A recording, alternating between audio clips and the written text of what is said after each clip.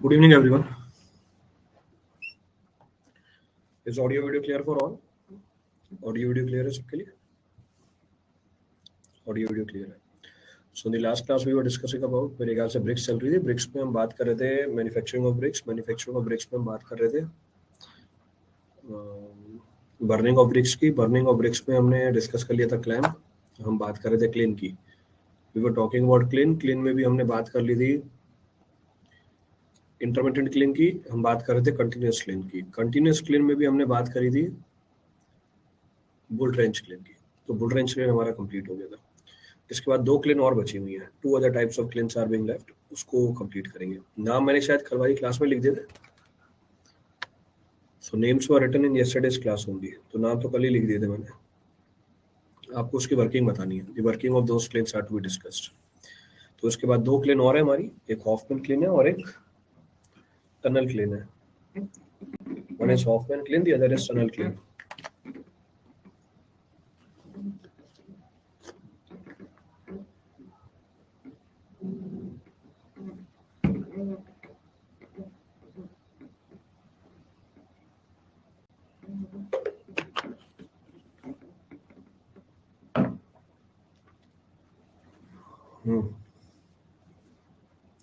Share कर देना picture. फिर share the picture of the Hoffmann clean.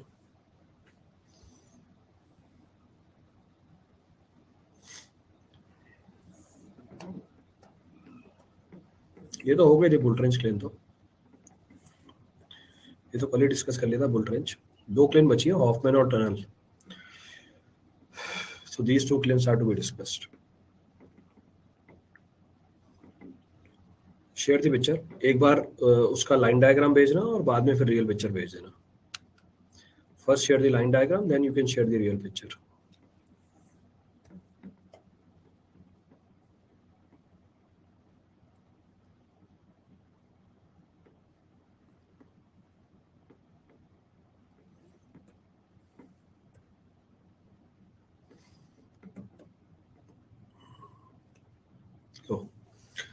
So line diagram is available.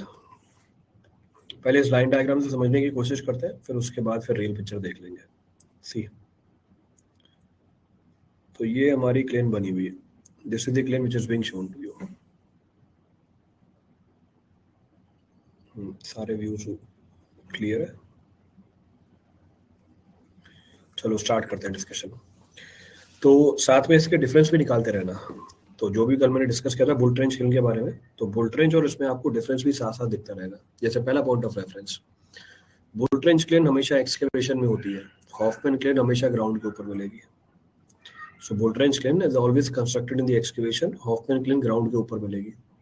First point of reference. Second point of reference, bull trench kiln का जो plan है वो circular भी हो सकता है, रेक्टेंगुलर भी हो सकता है, ओवल भी हो सकता है.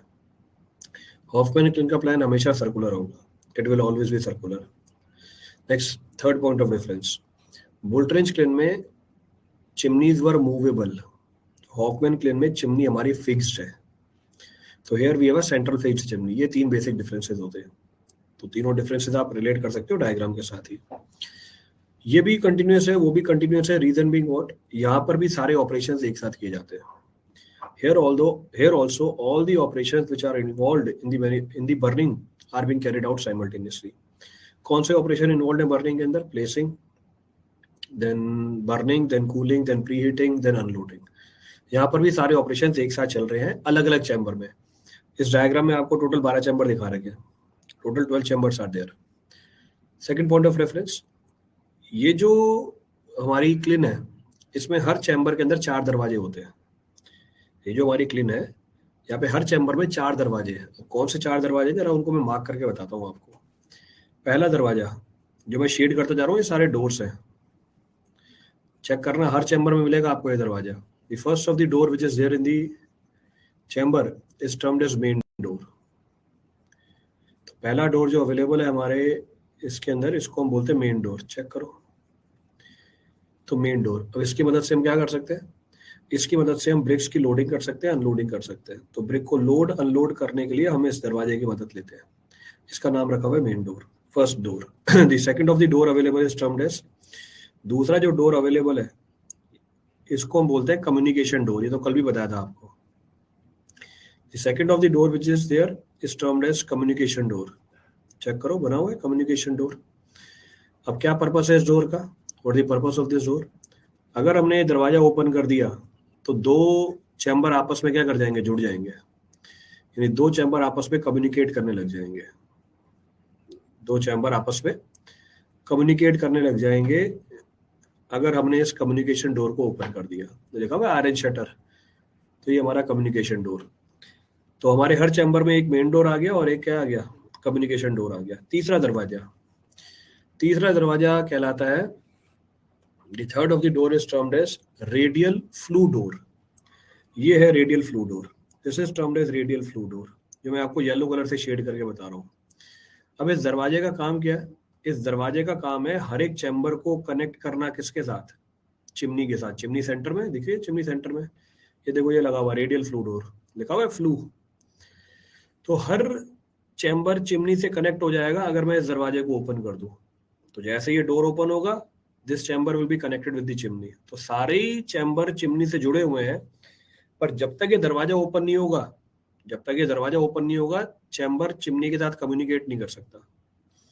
चौथा दरवाजा आपको इस डायग्राम में दिखेगा। चौथा दरवाजा जो है हमारा, वो क्योंकि होता है ऊपर, वो आपको प्लान में नहीं दिख पाएगा, वो आपको कहाँ दिखेगा, सेक्शन में दिखेगा। तो वो सेक्शन में बना के दिखा रहा हूँ, ये सेक्शन बना हुआ है, दिस इज अवर सेक्शन, नीले कलर से।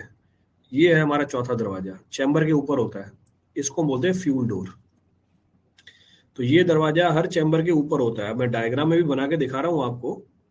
तो ये कहाँ है, टॉप पे है, हर चैम्बर के ऊपर लगा हुआ होता है। जैसे पंखा लगा हुआ है आपके कमरे में, वैसे ये दरवाजा है, इसको बोलते हैं फ्यूल डोर। अब क्या काम है इस दरवाजे का, उसको समझने के लिए पहले एक जानकारी देता हूँ। इस क्लिन के अंदर फ्यूल रखा जाता है चैम्बर के ऊपर। यहाँ पर फ्यूल रखा जाता है कहाँ पर, चैम्बर के ऊपर। तो ये मेरा चैम्बर है, यहाँ पे अंदर ब्रिक्स पड़ी हुई हैं। फ्यूल कहाँ रखते हैं, फ्यूल रखते हैं चैम्बर के ऊपर। फ्यूल कौन से कलर का बना है, हरा भी हो गया, लाल भी हो गया, नीला, पर्पल कलर का। ये मैंने फ्यूल रखा, पर्पल कलर का फ्यूल है हमारा ये। फ्यूल को बर्न किया, हीट प्रोड्यूस होगी। अब जिस भी चैम्बर के ऊपर आपने फ्यूल को बर्न किया और हीट को प्रोड्यूस किया, वो हीट चैम्बर में तभी जाएगी जब आपने फ्यूल डोर को ओपन कर रखा है। जब तक ये फ्यूल डोर ओपन नहीं होगा, तब तक ये जो हीट है या जो गैसेस है नीचे चैम्बर में नहीं जाएंगी। तो इसलिए इन चारों दरवाजों की जरूरत पड़ती है कंटिन्यूअस ऑपरेशन के लिए। अब आज के टाइम पे कौन से चैम्बर में क्या काम चल रहा है, उसको मेंशन कर लेते हैं। That can be mention. Total 12 दरवाजे हैं। तो लेट्स सपोज आज क्या हो गई, 25 तारीख हो गई। तो आज हमारी 25 तारीख हो गई। तो 25 तारीख को ऑपरेशंस कौन कौन से हमारे, लोडिंग, फिर है अनलोडिंग, फिर है लोडिंग कर ली, अनलोडिंग कर ली,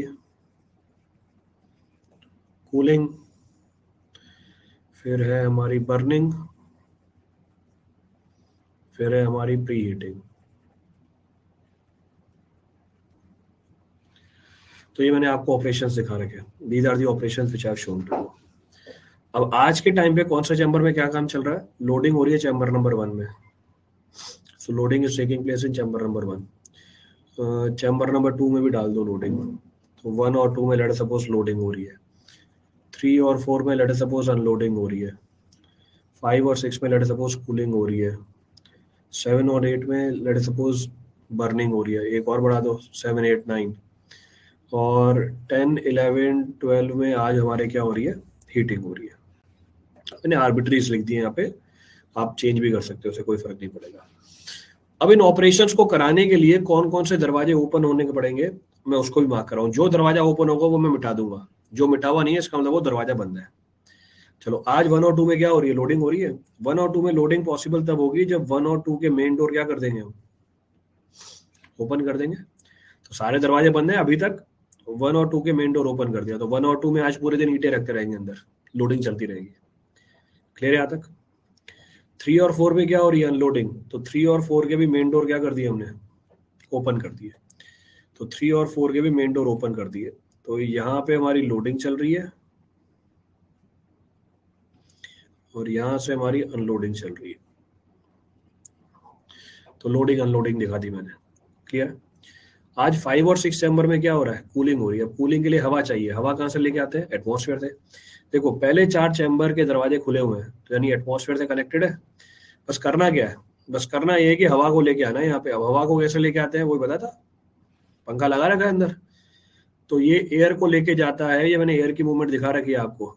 ये एयर को लेके जाता है चैम्बर नंबर 1 से लेके 2 से लेके 3 से लेके 5 और 6 के बीच में, क्योंकि 5 और 6 में कूलिंग हो रही है। अब सवाल है एयर चलेगी कैसे। ये एयर तब चल पाएगी जब ये कम्युनिकेशन डोर ओपन है। तो मैंने ये कम्युनिकेशन डोर भी ओपन कर दी है। So I open this communication door. तो मैंने इस कम्युनिकेशन डोर को ओपन किया, तो now you can see that air can move from, air move कर सकती है कहाँ से कहाँ तक, चैम्बर नंबर 1 2 3 4 से लेके चैम्बर नंबर 5 6 तक।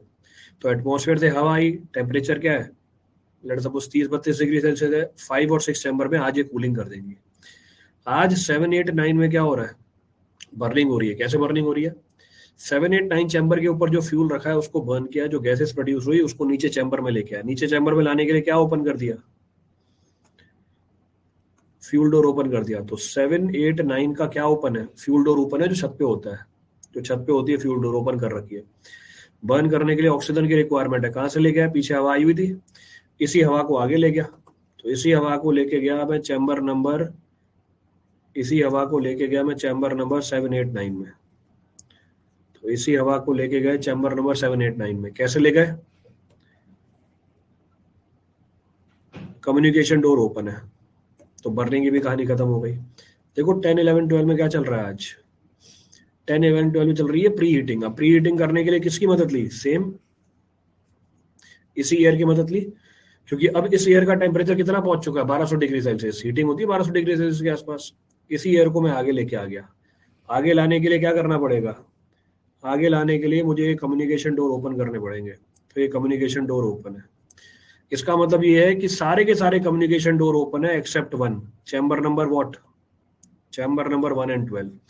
इस कम्युनिकेशन डोर के अलावा बाकी सारे कम्युनिकेशन डोर ओपन है। जो गर्म हवा पीछे से आई 10 11 12 में क्या करती है, प्री हीटिंग करती है। काम खत्म हुआ इसका, इसको भेज देते हैं चिमनी में। चिमनी में कैसे भेजा, हमने चैम्बर नंबर 12 का रेडियल फ्लू डोर ओपन कर दिया। जैसे ही चैम्बर नंबर 12 का रेडियल फ्लू डोर ओपन हुआ, ये हवा चैम्बर नंबर 12 से चिमनी में जाती है और बाहर निकल जाती है। खत्म कहानी। ये जो लाल कलर का आपको मूवमेंट दिखाया है, ये एयर का मूवमेंट है। अब चेक करो, आज सारे ऑपरेशन हो रहे थे इसके अंदर, all the operations were taking place in this clean. आज आपको ब्रिक्स कहाँ से मिल रही हैं, आज आपको ब्रिक्स कहाँ से मिल रही हैं, you are getting the bricks from which chamber,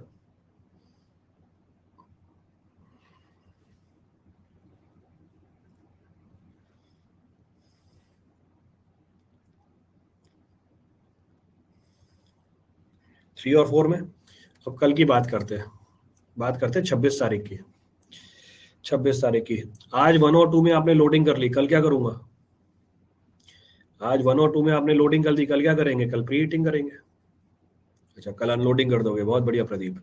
बस यही खेलते रहना, आज लोड करना कल अनलोड कर देना। तो भैया लोड क्यों किया, तो आज 1 और 2 में लोडिंग करी, कल क्या करी, अनलोडिंग कर ली। तो भाई लोड क्यों किया था, गेम खेल रहे थे क्या।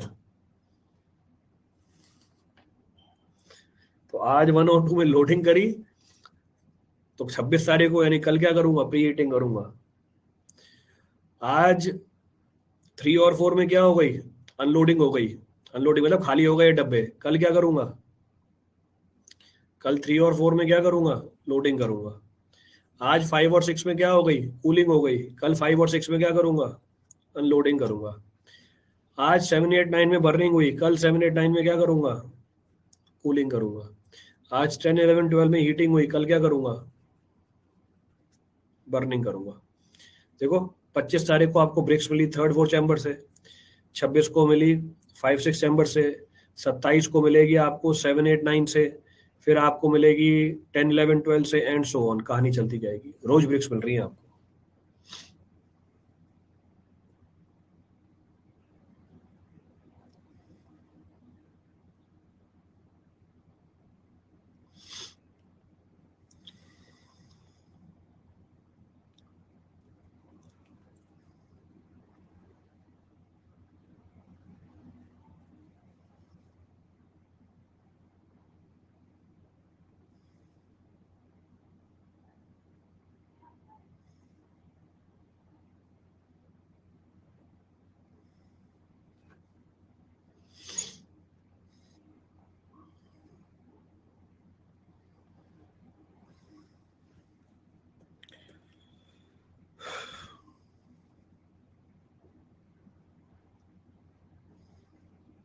नोट कर लिया सबने? कोई सा पॉइंट रिपीट करना उसमें थे?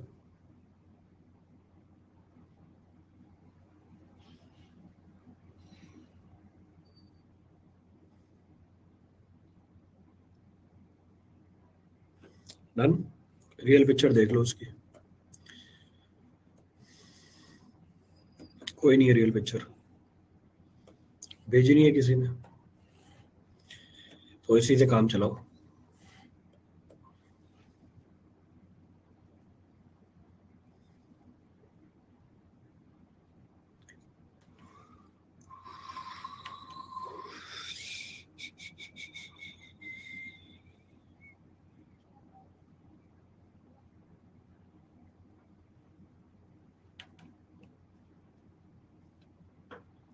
Done. Last type of kiln, tunnel kiln. Again share the picture of tunnel Klein.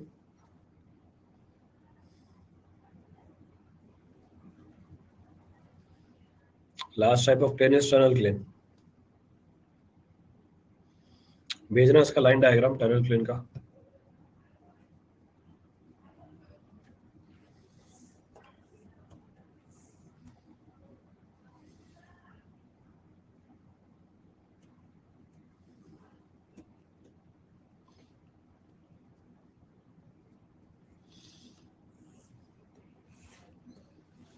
Share the line diagram for this.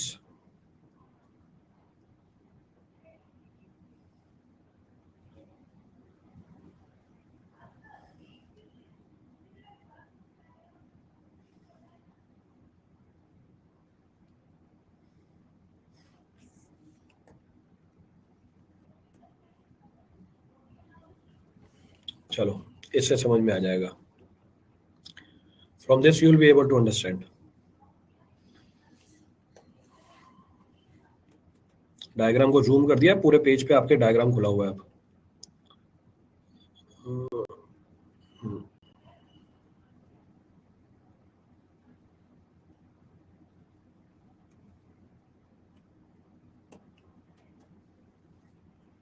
लो, पहले तो एनालाइज करो। First analyse which view is being shown to you.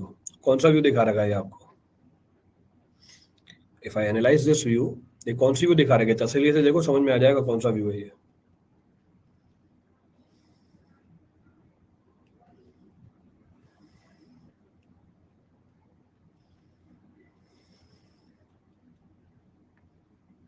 गायब।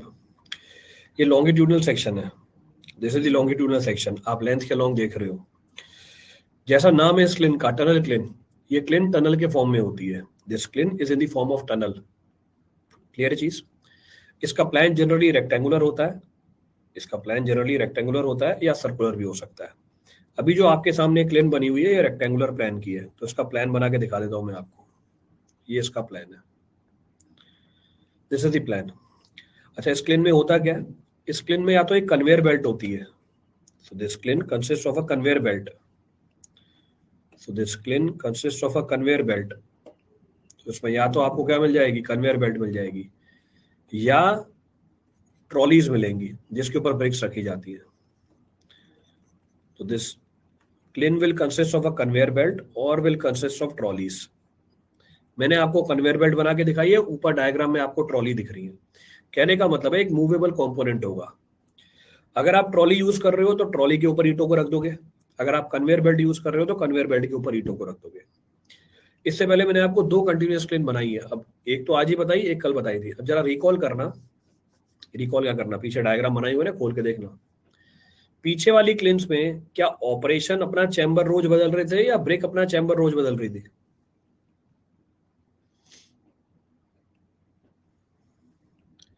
पीछे वाली Klein उठाओ और ये बताओ, क्या ब्रिक अपना चैम्बर रोज बदल रही थी कि ऑपरेशन अपना चैम्बर रोज बदल रहे थे? अभी पीछे करा के आए हूं हॉफमैन क्लेन। तो ब्रिक अपना चैम्बर रोज बदल रही थी, मतलब ब्रिक चल के जा रही थी आगे खुद। तो अभी अभी करा के आया हूं, ये लिखा हुआ कि आज लोडिंग कहां हो रही है? चैम्बर नंबर 1 और 2 में। कल लोडिंग कहां होगी? चैम्बर नंबर 3 और 4 में। तो ऑपरेशन ने क्या किया? ऑपरेशन है लोडिंग। बदल गया ना चैम्बर ऑपरेशन का, कि आज लोडिंग 1 और 2 में कर रहा हूँ, कल लोडिंग में 3 और 4 में करूंगा। आज लोडिंग मैंने 1 और 2 में करी, ब्रिक्स पड़ी हुई है ना यहाँ पे, ये ब्रिक्स हिल थोड़ी ना रही है यहाँ से भाई, यही बैठी हुई है ब्रिक तो। और दूसरा ब्रिक अपना चैम्बर कैसे बदल लेगी अपने आप? How the brick will change the chamber on its own? तो इससे पीछे वाली क्लेन के अंदर ऑपरेशन अपना चैम्बर रोज बदल रहे थे, पर ब्रिक वहीं की वहीं बैठी हुई थी चुपचाप, उसके ऊपर अलग अलग ऑपरेशन हो रहे थे रोज। आपने आज लोड किया, कल आप उसकी प्री हीटिंग कर दोगे, परसों आप उसकी बर्निंग कर दोगे, उसके अगले दिन आप कूलिंग कर दोगे, फिर उसके अगले दिन आप उसको बाहर निकाल दोगे। ब्रिक वहीं की वहीं बैठी हुई है, ऑपरेशन चेंज होते जा रहे हैं। यहाँ पर जस्ट उल्टा है, here it is just opposite. यहाँ पर ऑपरेशन अपना चैम्बर नहीं बदलते, ऑपरेशन फिक्स है। ब्रिक्स अपना चैम्बर रोज बदल देती है। भैया ब्रिक्स कैसे चैम्बर बदलेंगी? अभी शुरू में बताया। यहाँ पे मेरे पास क्या एक मूवेबल यूनिट है, या तो कन्वेयर बेल्ट है या ट्रॉलीज है जो आपको दिख रही है। क्या किया, ब्रिक्स को रख दिया कन्वेयर बेल्ट के ऊपर या ट्रॉलीज के ऊपर, देख रहे हैं ट्रॉली नीचे टायर बने हुए हैं। पहले चैम्बर में क्या हो रहा है, प्री हीटिंग, दूसरे चैम्बर में बर्निंग, तीसरे चैम्बर में कूलिंग, आखिरी वाले चैम्बर में अनलोडिंग। तो हमने ब्रिक्स को लोड किया, इस चैम्बर में प्री हीटिंग हो रही है, प्री हीटिंग के लिए कहाँ से ला रहे हो गैस? आगे बर्निंग वाले चैम्बर से उठा के ला रहा हूँ, बर्निंग वाले चैम्बर से गैस उठाई, डाल दी प्री हीटिंग के अंदर। फिर यही ट्रॉली आगे चल के गई, आगे क्या हो रहा है, कूलिंग हो रही है। वही ट्रॉली आगे चल के गई, आगे क्या कर रहे हो, अनलोडिंग कर रहे हो। तो अगर मैं आज की बात करूं, आज भी तो सारे ऑपरेशन हो रहे हैं। अगर कल की बात करूंगा, कल भी ये सारे ऑपरेशन हो रहे होंगे, उसके अगले दिन भी ये सारे ऑपरेशन हो रहे होंगे। इसलिए आपको सप्लाई क्या मिल रही है, कंटिन्यूस मिल रही है। तो अगर बर्निंग के अंदर जो ऑपरेशंस इन्वॉल्व है वो हम पैरेलली करें, supply that will be obtained will be continuous. बस यहाँ पे डिफरेंस ये है कि ब्रिक्स चल रही है, ऑपरेशन रुके हुए हैं। पिछले वालों में ब्रिक्स रुकी हुई थी, ऑपरेशन चल रहे थे। अब क्योंकि यहाँ पे ब्रिक्स चल रही है तो चलने की कॉस्ट आती है। तो ये इकोनॉमिकल तभी होता है जब आपको मैन्युफैक्चरिंग बहुत बड़े स्केल पे करनी हो। तो tunnel kiln comes out to be economical only when the manufacturing is to be carried out on large scale. अगर मैन्युफैक्चरिंग छोटे मोटे स्केल पे कर रहे हो तब ये काम नहीं करती, then it is not suitable to be used.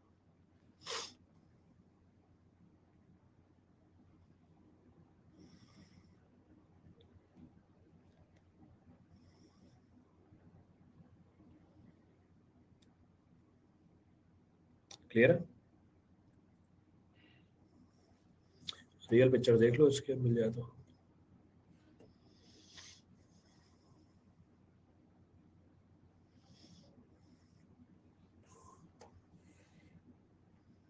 लो, दिख रही है ट्रॉली, ब्रेक चढ़ा रखी है इसके ऊपर, अभी ट्रॉली चलती जाती है एक चैम्बर से दूसरे चैम्बर से तीसरे चैम्बर। प्लान कैसा है इसका? रेक्टेंगुलर प्लान है, प्लान इज रेक्टेंगुलर।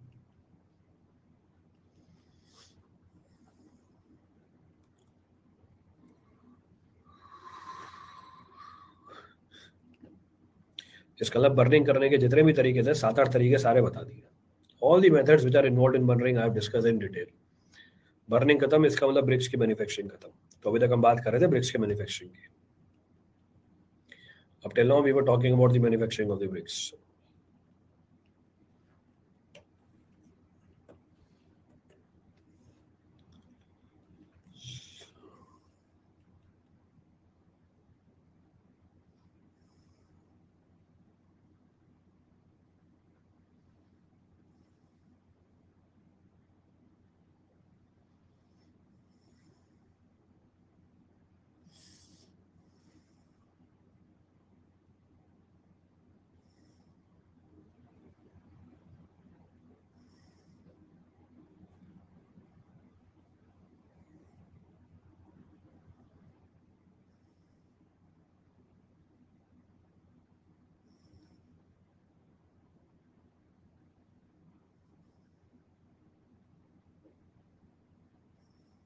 नोट कर लिया सबने?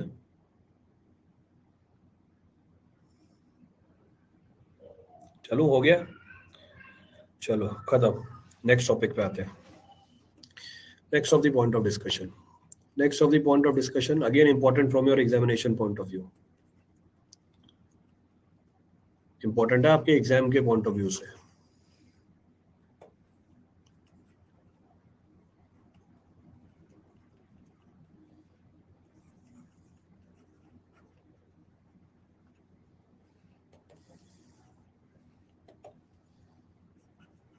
Defects of the BRICS.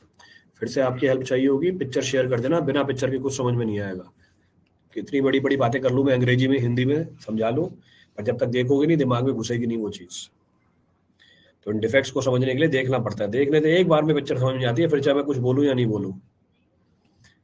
सो अब हम बात करेंगे ब्रिक्स के अंदर कौन कौन से डिफेक्ट आते हैं, what are the different defects of the brick. So first of the defect, पहला डिफेक्ट है हमारा ओवर बर्निंग। तो first of the defect is over burning of the bricks. नाम में लिखा हुआ है, ब्रिक्स को क्या कर दिया आपने, ओवर बर्न कर दिया है। क्या होगा, मोल्टन मास प्रोड्यूस हो जाएगा। ब्रिक क्या करेंगी, अपनी शेप और साइज लूज कर देंगी। ब्रिक क्या करेंगी, ब्रिटल हो जाएंगी। इसको आप यूज नहीं कर पाओगे कंस्ट्रक्शन वर्क के अंदर। You will not be able to use the bricks in construction work. एक बार पिक्चर शेयर कर देना ओवरबर्न्ड ब्रिक्स की। So we can say bricks are so we can say if bricks are overburnt, a soft molten mass is produced. A soft molten mass is produced, and bricks lose their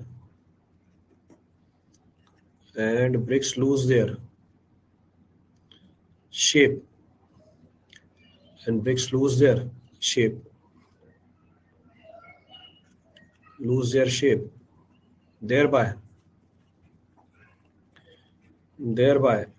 such bricks are not used for construction. Not use for construction, use की जगह ये तो लिखूंगा नहीं, use बोलेंगे sir हम तो use कर सकते हैं। नॉट सूटेबल फॉर कंस्ट्रक्शन, ये ज्यादा अप्रोप्रिएट वर्ड है, नॉट सूटेबल फॉर कंस्ट्रक्शन। देख लो भैया ओवरबर्न्ड ब्रिक्स, बोलेंगे सर हमने तो यूज कर ली, आपने तो लिखा था sir they are not use, हमने तो कंस्ट्रक्शन वर्क में यूज कर लिया इनको। So these are termed as overburnt bricks. तो ये डिफेक्ट है ब्रिक का।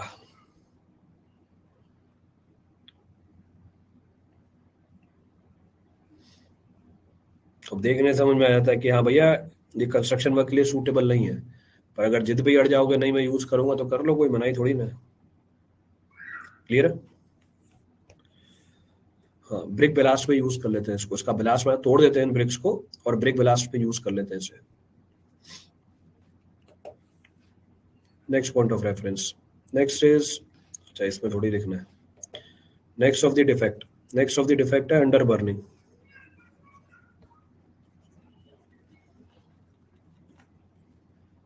Next of the defect is under burning of BRICS. अगला हमारा डिफेक्ट है under burning.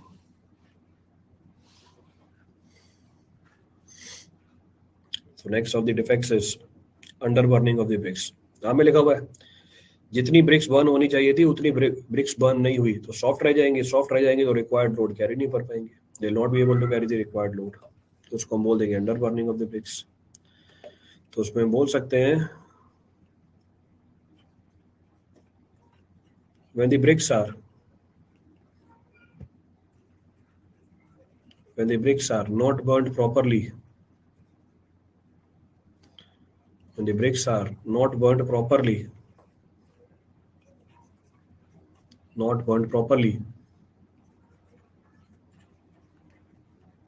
the clay remains soft.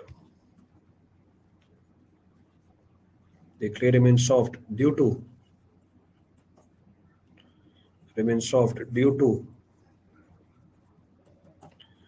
insufficient heat.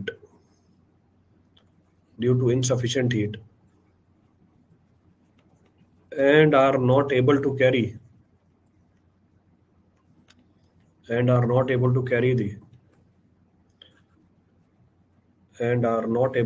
the desired load। ये डिजायर्ड लोड कैरी नहीं कर पाएंगी। आ गई अंडरबर्न्ड ब्रिक्स।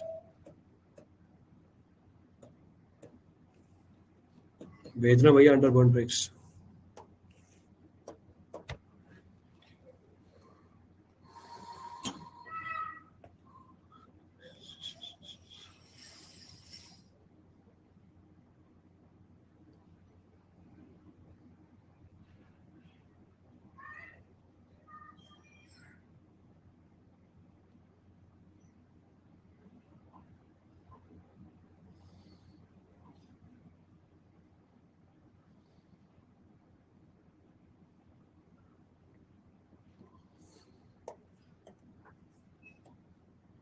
अंडरबर्न्ड ब्रिक्स पीली रहेंगी, जैसे वो काली हो जाती है पीली रहती है।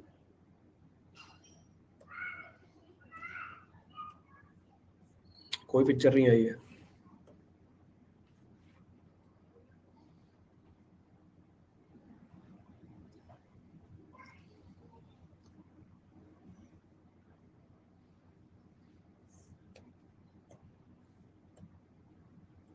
ये है अंडरबर्न्ड ब्रिक्स। देखो भैया, दीज आर अंडरबर्न्ड ब्रिक्स। कच्ची ब्रिक इन नॉर्मल लैंग्वेज, हाँ कच्ची ब्रिक है। So these are underburnt bricks. देखते पता चल जाएगा कच्ची ब्रिक्स है।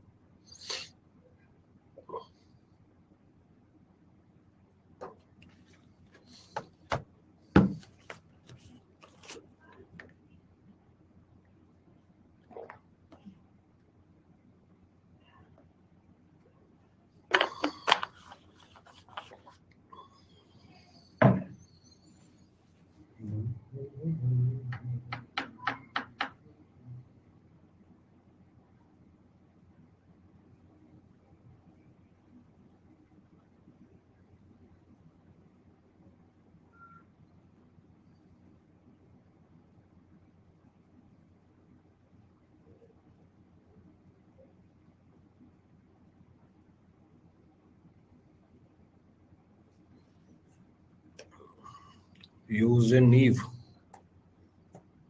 अब हिंदी पे आ गए तुम लोग। भाई ये जो लेक्चर चल रहा है उसी के फोटो निकाल के काहे भेज दिए हो? कौन है ये? किसी की फोटो खींच के भेज दी, अब क्या करूं इसका मैं?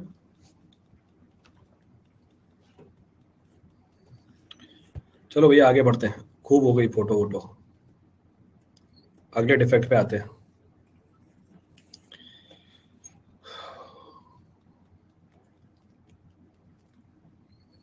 Next next of the point of reference is bloating. अगला जो डिफेक्ट अवेलेबल है ब्रिक्स के अंदर, इसको ब्लोटिंग बोलते हैं। जैसे ओवरबर्ड को फ्लोरिंग में लगा लेते हैं, जहां पर भी आपको लोड कैरी नहीं करना वहां पर आप यूज कर सकते हो।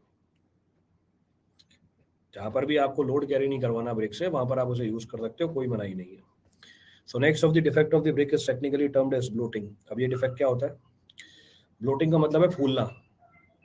ब्लोटिंग का मतलब होता है फूलना। तो ब्रिक क्या करती है? फूल जाती है। तो कहने का मतलब है यार, bricks are converted into swollen mass. तो स्पॉन्जी स्वेलन मास मतलब चिपचिपी हो जाती है, सरफेस फूल जाती है। अब ऐसा क्यों होता है? Because of the presence of the excess of the carbonaceous matter. ये मैंने आपको शायद शुरू में भी बता रखा था। कहाँ पे बता रखा था? Harmful ingredients of brick earth.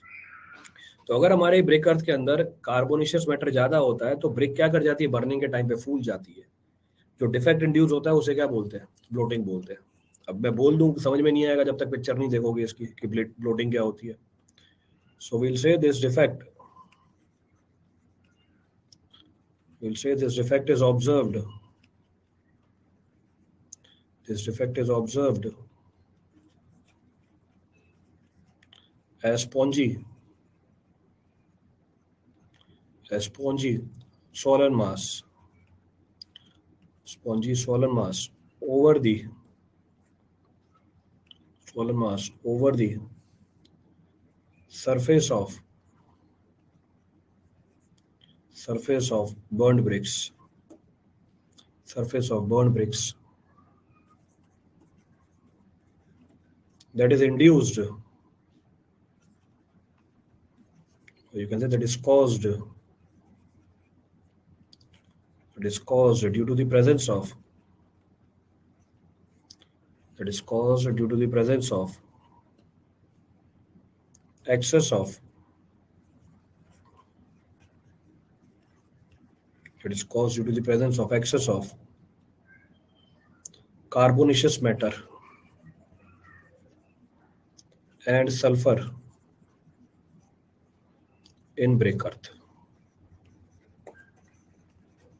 and sulfur in brick earth। सबने भेज दी ब्लोटिंग उठा के।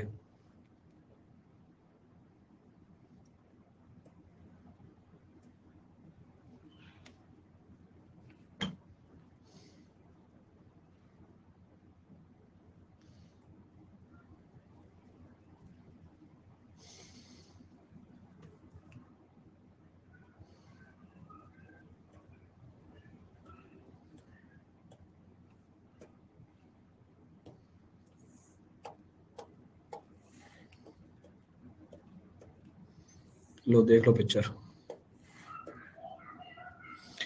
तो because of the presence of the excess of the carbonaceous matter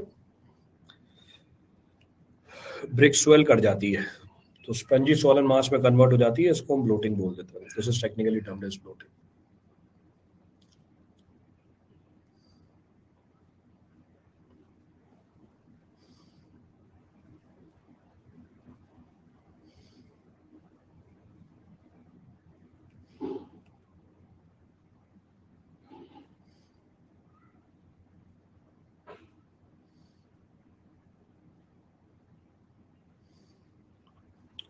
देख लिया, हो गई तसल्ली।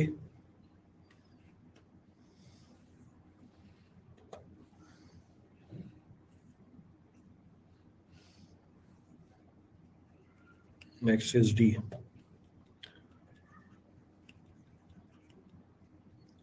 Black core. Next of the defect is termed as black core. नाम में लिखा हुआ है फिर से, इसकी नियति काली है, तो ये कोर से क्या है, ब्लैक है, तो ये ब्लैक कोर है। So this is technically termed as black core. अब क्यों होता है? जब आपके ब्रिक अर्थ के अंदर बिटुमिनस मैटर प्रेजेंट हो, जब आपके ब्रिक अर्थ के अंदर बिटुमिनस प्रेजेंट हो, it leads to the development of the black core. इसकी वजह से ब्लैक कोर बन जाती है। ये पिक्चर आई हुई है इसकी, ब्लैक कोर की, तो देख लो भैया black core.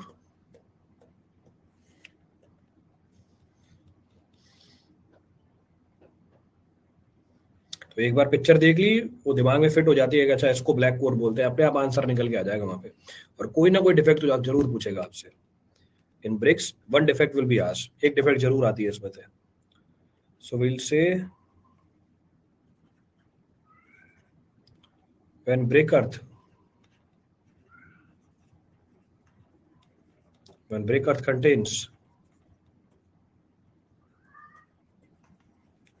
contains bituminous matter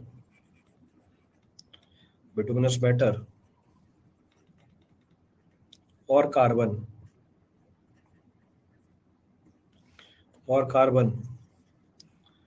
which are not completely removed,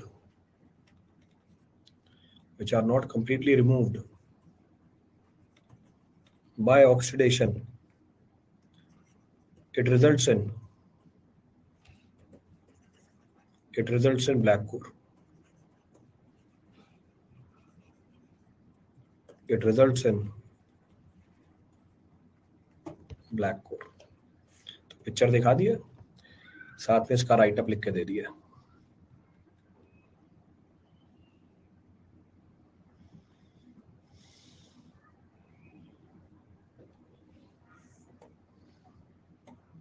एक और फोटो भेजिए।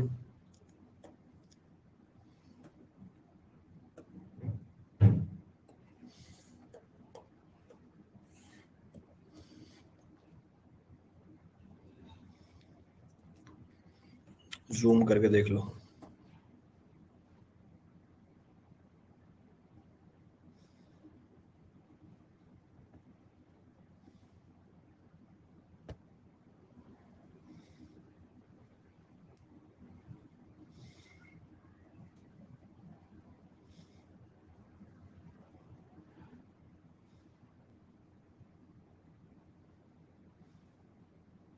नोट कर लिया सबने?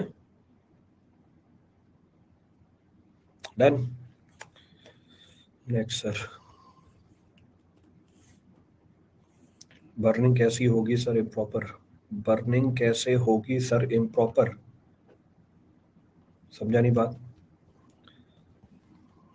इम्प्रॉपर बर्निंग ओवर बर्निंग भी हो सकती है, अंडर बर्निंग भी हो सकती है, तो दोनों ही है, दोनों ही चीजें हैं इम्प्रॉपर बर्निंग के अंदर। तो ओवर बर्निंग अंडर बर्निंग दोनों ही पीछे बताए हुए हैं। नेक्स्ट है हमारे पास डिफेक्ट एफ्लोरेसेंस। ये बताने की जरूरत नहीं है ना, इसको मैं एक्सप्लेन करूंगा, पिक्चर दिखा दो इसकी। एफ्लोरेसेंस खूब बार बताया हुआ है ये भी डिफेक्ट हमारे ब्रिक का, हर मटेरियल का डिफेक्ट है ये। तो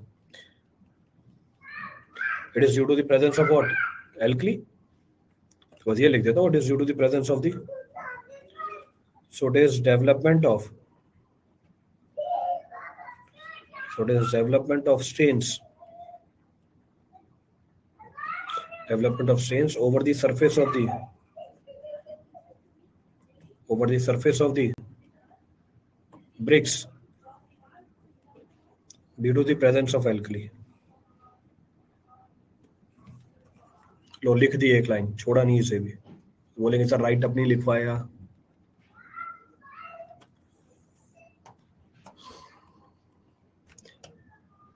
लो भैया देख लो एफ्लोरेसेंस।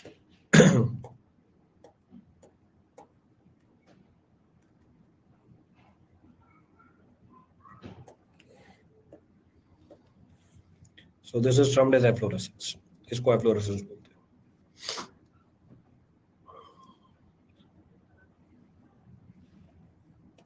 तो हर एक डिफेक्ट की पिक्चर देख लोगे, it is easy to understand and remember, आसान रहता है याद रखना। और back,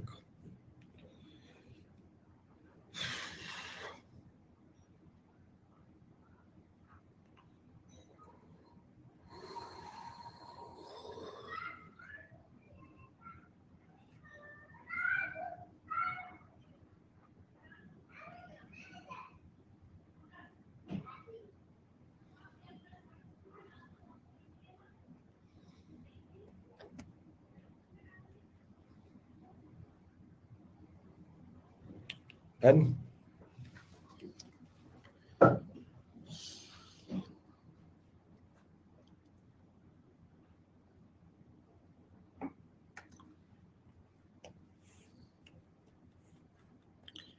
A B C D E F, next of the defect, next of the defect which is being found in the brick is termed as chuffs। अगला defect जो हमें मिल जाता है ब्रिक्स के अंदर, इसको बोलते हैं चफ्स। क्या होता है chuff? It may be defined as deformation of the shape caused by the rainwater, it may be termed as deformation of the shape caused by the rainwater which is falling over the hot brick। तो let suppose आपने burn किया brick को, burn करके brick को रखा हुआ है cool होने के लिए, उसके ऊपर क्या करके बारिश का पानी आ जाए, इसकी वजह से जो ब्रिक्स की शेप में डिफॉर्मेशन आ जाती है उसको हम क्या बोल देते हैं? चफ बोल देते हैं। बहुत ही कॉमन डिफेक्ट है, खूब बार पूछा हुआ है। सो विल से deformation, deformation of the shape, deformation of the shape caused by the, deformation of the shape caused by the rainwater, rainwater falling on the, falling on the hot brick, falling on the hot brick is termed as, is termed as chuffs। इसको हम चफ्स बोल देते हैं। Picture दिखा देना चफ की।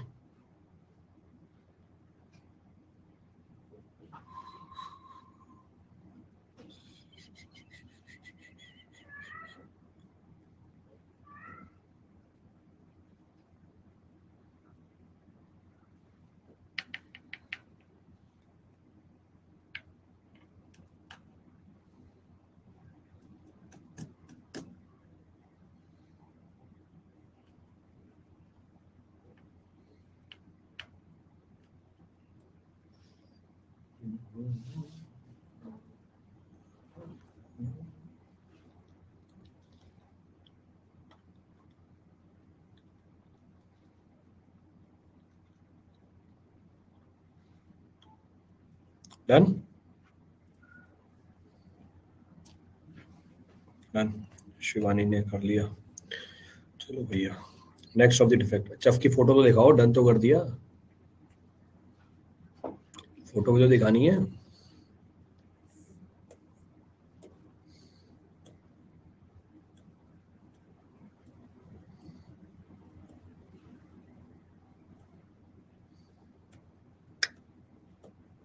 कौन, कोई नहीं भेजा फोटो?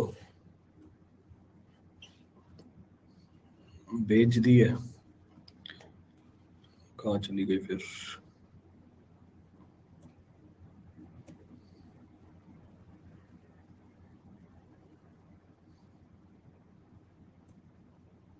मेरे को तो नहीं मिल रही।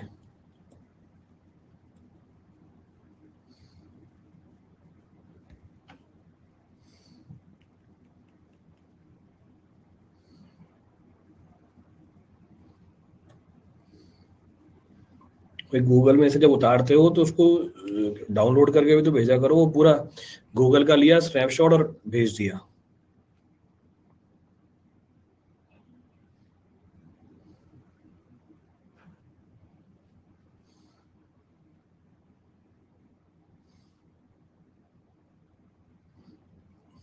देख तो लो, पढ़ तो लो उसे, क्या वो चफ है भी या नहीं है। बस फोटो खींची और भेज दिया।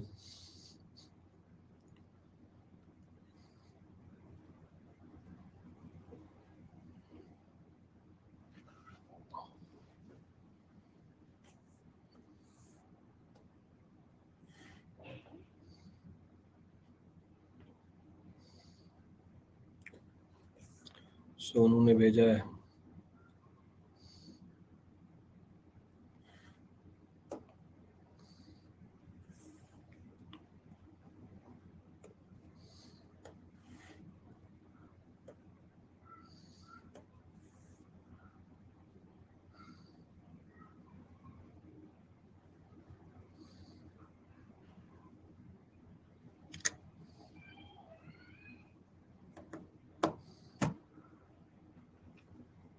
नहीं है भैया, कोई भी काम की पिक्चर नहीं है।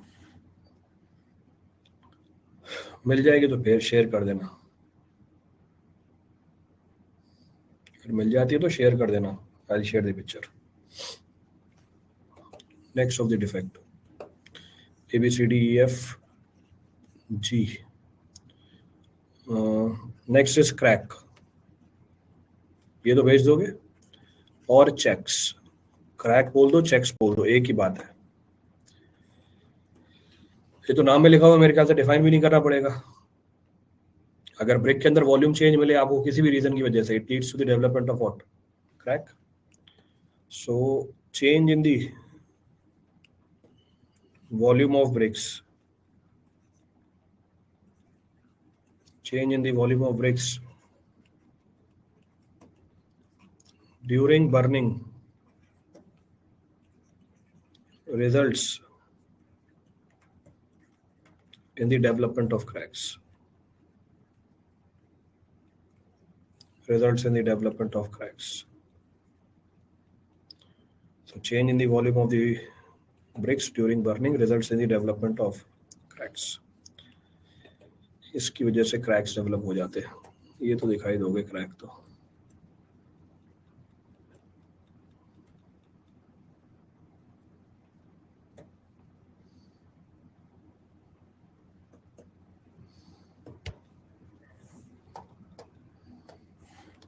क्रैक्स की पिक्चर आ गई है। मैं शेयर कर दूंगा, सारी PDF है मेरे पास। I have the PDF available, I'll share it with you.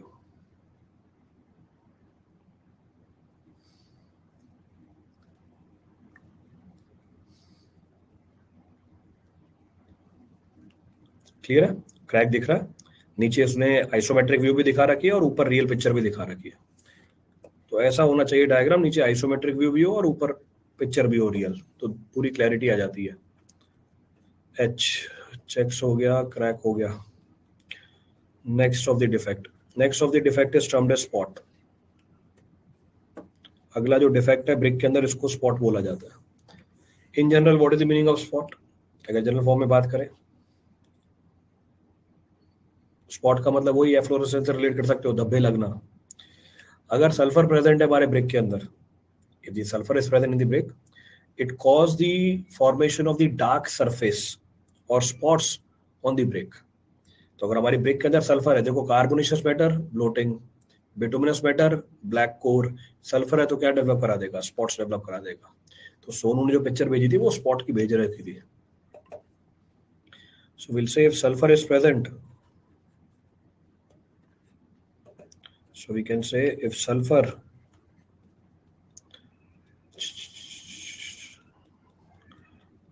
is present,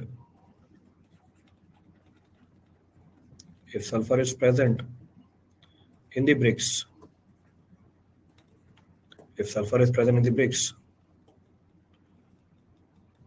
it causes dark surface. It causes dark surface spots. It causes dark surface spots. Picture show कर दो इसके, ये तो आई हुई ना.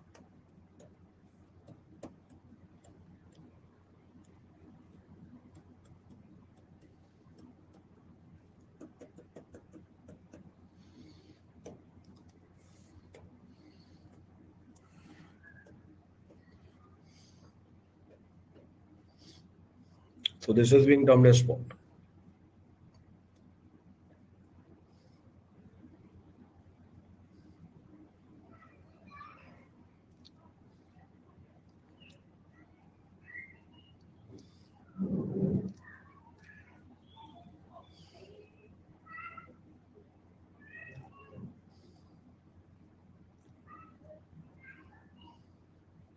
नोट कर लिया सबने?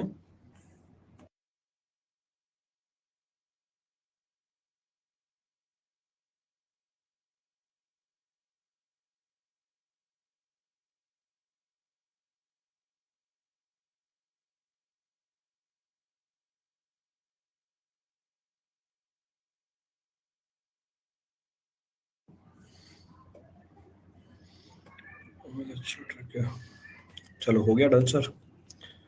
आखिरी के दो डिफेक्ट. ये नंबर क्या था? ABCDFGHI. तो एक डिफेक्ट तो मिल ही जाएगा आपको उसमें से. Next of the defect is termed as blister.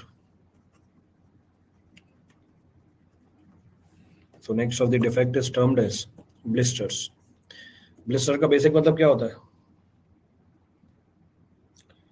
Blister का बेसिक मतलब क्या होता है? What is the basic meaning of blister? छाले. बिल्कुल सही बात है. धब्बा नहीं होता, छाले होते हैं. तो छाले हो जाते हैं, उनको ब्लिस्टर्स बोला जाता है. अब ब्रिक के ऊपर भी छाले हो जाते हैं. ब्रिक के ऊपर भी छाले हो जाते हैं. नाम क्या रखा हुआ है? ब्लिस्टर रखा हुआ है.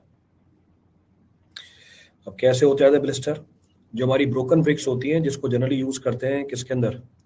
सीवर के अंदर या ड्रेन के अंदर. सीवर के अंदर या ड्रेन के अंदर.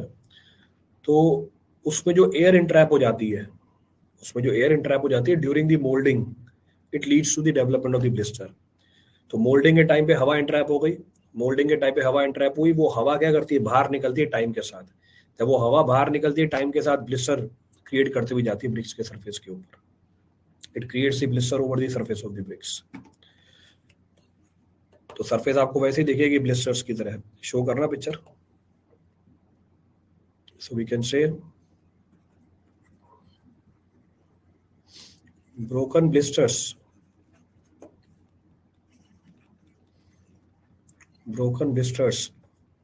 are generally caused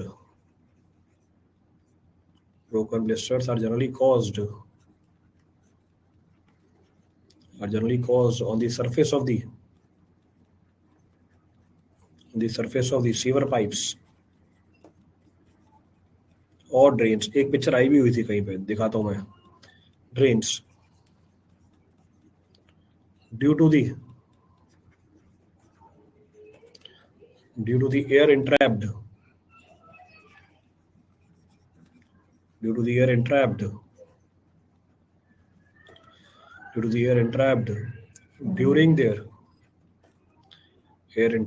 during their molding.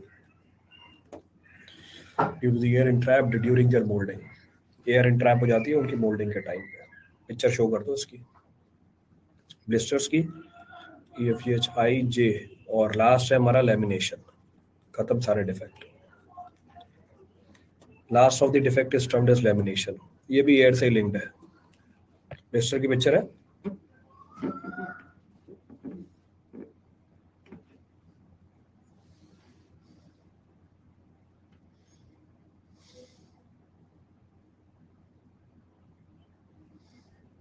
नहीं,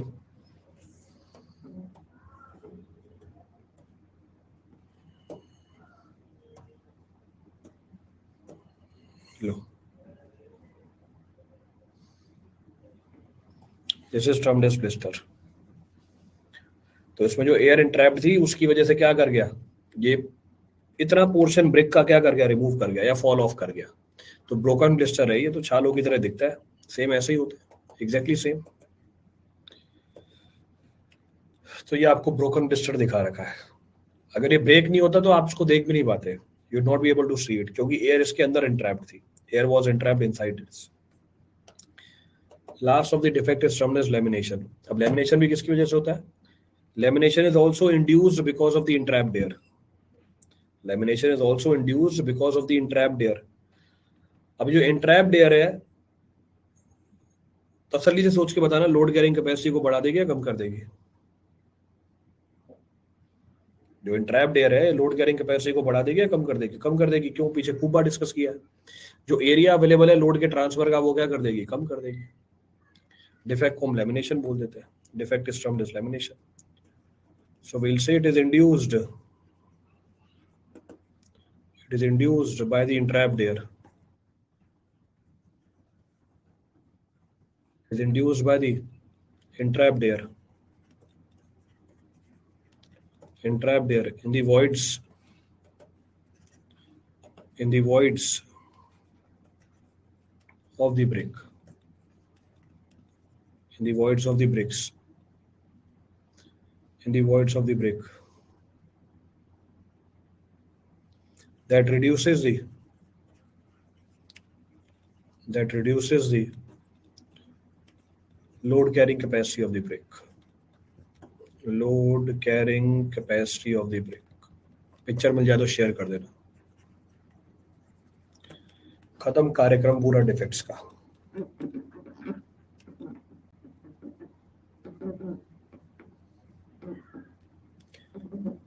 दो टॉपिक और बचे हुए ब्रेक के अंदर आपके।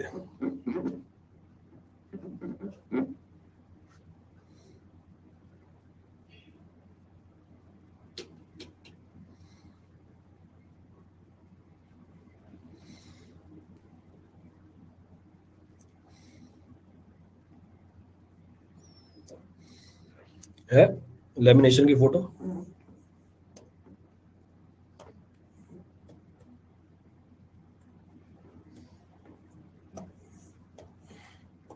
नहीं है।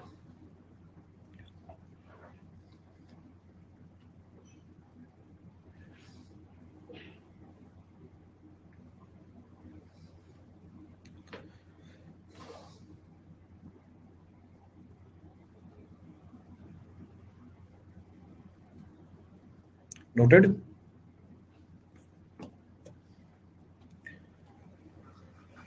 चलिए, थैंक यू एवरीवन। अगली क्लास आपकी 7:30 पे है, 7:30 पे मिलते हैं। Thank you everyone.